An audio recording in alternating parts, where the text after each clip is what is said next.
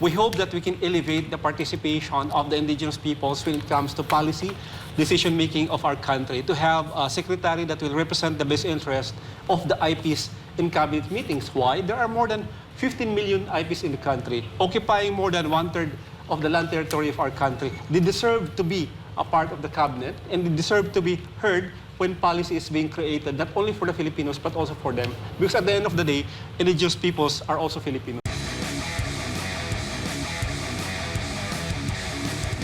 Sa panahon ngayon, Doc, no, attorney, mga kapatid, sa panahon ngayon, parang ikinamumuhian nila yung mga kongresista kasama na itong mga party list.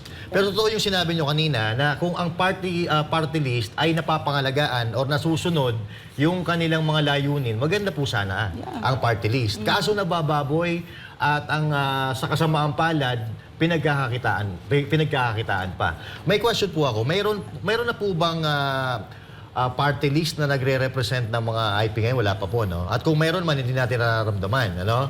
So, kanina, sinabi ni attorney na handpick po kayo ng mga IP. So, since wala pa po tayo party list na kumakatawan sa mga kababayan nating IP, so ito na siguro ang pagkakataon. Kasi alam niyo mga kababayan, karamihan sa atin, hindi po natin alam kung ano ang pinagdadaanan ng mga kababayan nating katutubo sa kabundukan. Nakikita lang po natin yan sa mga TV o sa mga balita pag may nangyayari ganito ganyan. Pero yung totoong pagkatao, totoong buhay na dinadanas nila doon sa kabundukan, hindi po natin alam. So, silang dalawa, or sila ang ipanaw party list, kung sakasakali man, sila ang magiging representante nila. Kasi kawawa po yung mga kababayan natin nasa bundok. At with that being said, ano po yung mga plano ninyong, mga tulong na po pwedeng ibigay or yung plataforma ninyo sa ipanaw na makakatulong po sa ating mga IPs? May I correct him first before? May I correct you, Attorney? Just to add lang, it's not just Epanaw, it's Epanaw sa Bayanan. So, Epanaw sa Bayanan. hindi lang yung Sorry. IP, hindi lang yung indigenous people's sector, kundi yung urban poor, Ayun, yung kung yung trinabaho namin all these years, no? Okay, Attorney, go ahead. Unang-una tama si Doc Loreno. It's a multi-sectoral society kasi because of the fusion of the two party lists. No? The Ipanaw was founded on the idea of indigenous advocacy at ang Sambayanan was founded on the strength in the back, in the spine of the urban poor. So yun yung nirepresenta talaga natin. Medyo mabigat talaga siya na dinadala, mabigat siya na sinasabi. But when we have worked sa NTF-ELCAC and one of the best examples of how to handle a problem is this one, di ba? Ang peace and order natin, for the longest time, ang binibigyan na solution is military solution. But what he did was, no, it's not a military solution, but a whole-of-government approach. At ang foundation ng whole-of-government approach is good governance. Okay. And that will be the foundation of our party list. How can we deliver good governance na hindi lang siya iisang perspective? For example, in the NTF-ELCAC, 11 na clusters yan. Meron tayong legal, meron tayong international, meron tayong livelihood, meron tayong infrastructure, meron tayong military. So the solution is, it has to be multi-sectoral. Pangalawa, for me, personally, and probably as a dream of the indigenous communities, is to have an indigenous Department of Indigenous Peoples in the ancestral domain. Why? Kasi ang nangyayaring yun, lagi na lang nagiging, anong tawag doon sa laging winnie-whip na whipping boy, ang NCIP. And we hope that we can elevate the participation of the indigenous peoples when it comes to policy decision-making of our country, to have a secretary that will represent the best interest of the IPs in cabinet meetings. Why? There are more than 15 million IPs in the country, occupying more than one-third of the land territory of our country. They deserve to be a part of the cabinet, and they deserve to be heard when policy is being created, not only for the Filipinos, but also for them. Because at the end of the day, indigenous peoples are also Filipinos.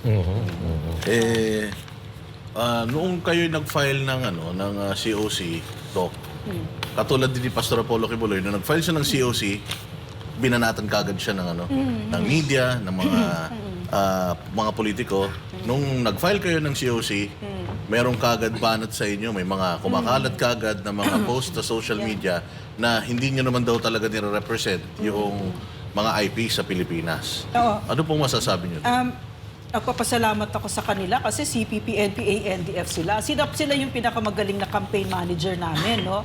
Nagpapasalamat ako kay Eufemia Culyamat, no? Kasi CPP, NPA, NDF operative yan. Ng ano ba, katribo ba siya? Bayan mo na.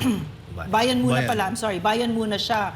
And Bayan Muna is, of course, as you know, a CPP created and CPP-led front of the CPP, NPA, NDF, di ba? So, they are our best campaign managers because the people are sick and tired of these communist terrorists nagkukunwari na mga human rights activists. So, this is coming from, I read kasi na si Eufemia Cullamat yung nagsabi niyan. Siya nga yung pinersona non grata ng sarili niyang tribo at all the tribes in Mindanao.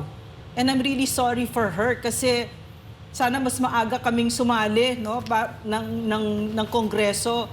Then maybe we could have saved your child, Eufemia, that you could not even do. Yung mga anak mo na nag-NPA dahil sa'yo.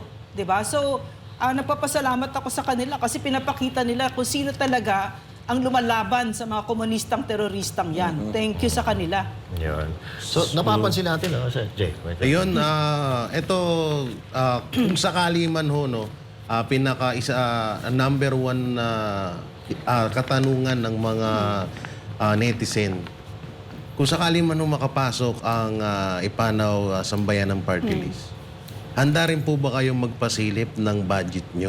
Kasi yan po Yun, yung isa okay. sa mga Very good, very request ho good. ngayon ng mga kasi yung mga congressman ho ngayon, yung mga ganyan. hindi hindi nasisilip yung budget nila. So kayo po ba, handa rin po ba kayo? Jay, yung gusto kasi, I was about to answer that kanina, yung kay Dada, yung legislative agenda. And one of those things na lagi namin pinag-uusapan. Kasi nung hindi ako ma-turn on sa idea na politiko ako, sasali ako dyan, di naman ako din. Tapos they were trying to, So anyway, they were explaining to me, ito yung pwede nating gawin. And then, na-excite ako kasi pwede pala, pag nandyan ka na, ito yung gusto ko. Ito talaga yung gusto ko. Gusto ko baguhin yung kultura ng Kongreso ngayon. Gusto ko talaga na malinaw, nahihingit na wala na yung liquidation by certification. Mahiya, ibalik sa Pilipino, ibalik sa ating mga kongresista yung kapasidad na mahiya sa mga Pilipino. Kasi ngayon nakikita natin, wala na silang hiya, wala nang hiya-hiya sa Pilipino na mga suot nila. Gusto ko sana kahit yon kasi nasa konstitusyon natin yan na dapat simple ka lang. Simple na pamumuhay, simple na pananamit. Anong klase ka? Di ka ba nahihiya na ang suot mo dyan, 3 million na watch? Habang ang isang barangay, dito sa Barangay Development Program, halos 2 million lang. Wala ka bang kahihiyan? Stella Kimbo. Di ba? Mahiya naman kayo. Mahiya kayo sa Pilipino. Maraming nagugutom. So, nung panahon ng tatay ko, alam ko, meron pang kahihiyan noon. Dapat ibalik natin yan. I don't know, maybe attorney will guide me through all that, if ever dumating kami dyan. Kasi whether or not dumating kami naman sa Kongreso, tuloy-tuloy din naman yung gagawin namin, di ba?